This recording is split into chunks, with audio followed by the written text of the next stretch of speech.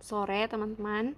Hari ini kita mau update mengenai peraturan terbaru, yaitu pajak penghasilan pasal 21 yang diatur dalam PP nomor 58 tahun 2023.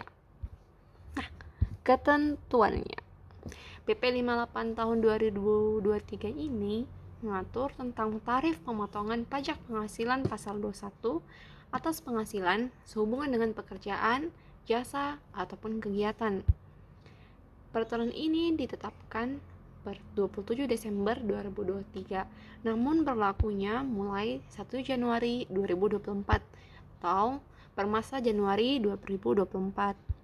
Nah, sebelum kita membahas lebih dalam tentang peraturan ini, kita flashback sedikit dulu ya, yaitu ke pasal 17 UU HPP 2021, dimana sebelumnya itu cara kita menentukan pasal 21 masa atau yang sebulan itu dengan mensetahunkan penghasilan, kemudian menguranginya dengan pengurang bruto menghasilkan penghasilan neto, lalu dikalikan dengan tarif progresif yang ada di sini menghasilkan pasal 21 setahun. Lalu kita bagi 12 menghasilkan pasal 21 sebulan yang disetorkan, yaitu tarif progresifnya yang pertama lapisan pertama sampai dengan 60 juta tarifnya 5%, 60 sampai 250 15%, di atas 250 sampai 500 25%, di atas 500 sampai dengan 5 miliar 30%, dan di atas atau lebih dari 5 miliar dikenakan tarif 35%. Tarifnya progresif ya. Selanjutnya, jenis tarif yang diatur dalam PP 58 ini ada dua, yaitu efektif bulanan dan yang kedua efektif harian. Kenapa disebut efektif? Karena hanya nilai tarif itu dikalikan dengan penghasilan brutonya, maka hasilnya itu yang akan disetorkan setiap bulannya.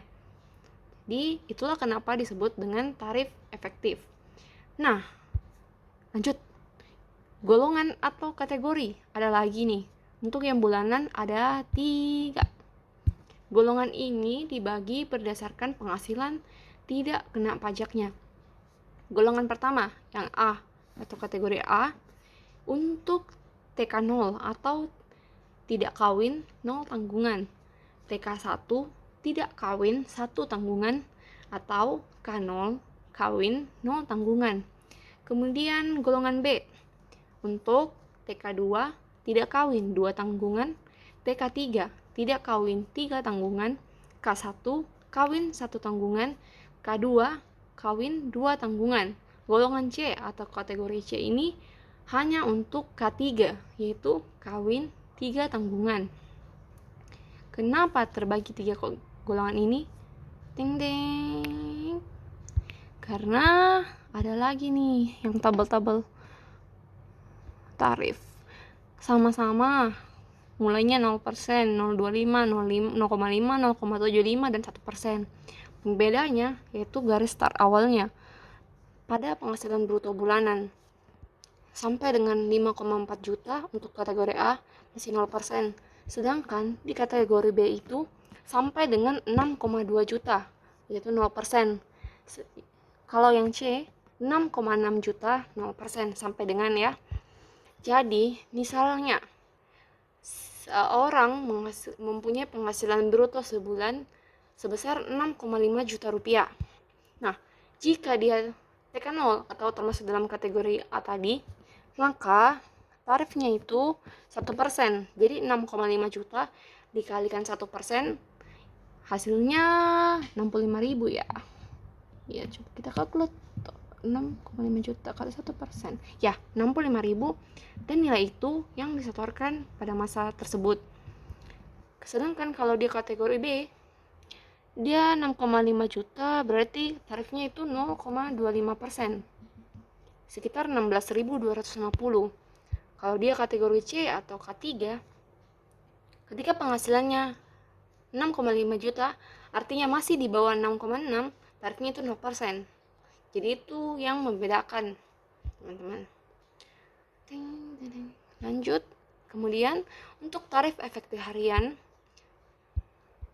kalau sampai dengan 450.000 per hari itu 0%. di atas 450 sampai 2,5 juta 0,5%. Untuk saat ini, oh ya, kelupaan guys.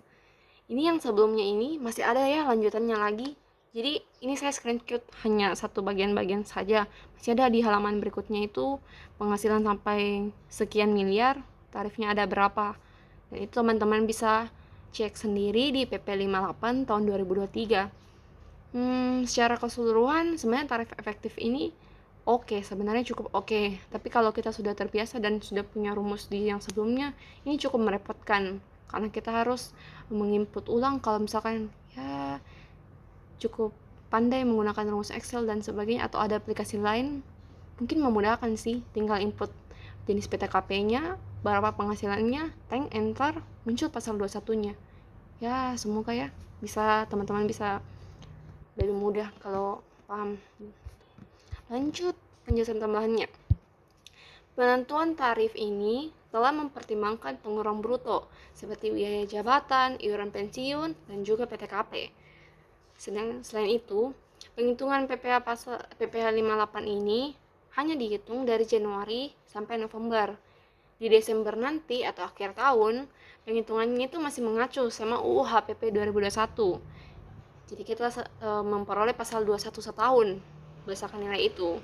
Nah, di Desember, untuk masa Desember, pembayarannya itu dikalkulasikan dengan cara penghasilan pasal 21 setahun yang kita peroleh dari penghitungan UU HPP 2021 itu kita kurangi dengan yang sudah dibayarkan dari Januari sampai November. Hasilnya itu yang disetorkan di Desembernya.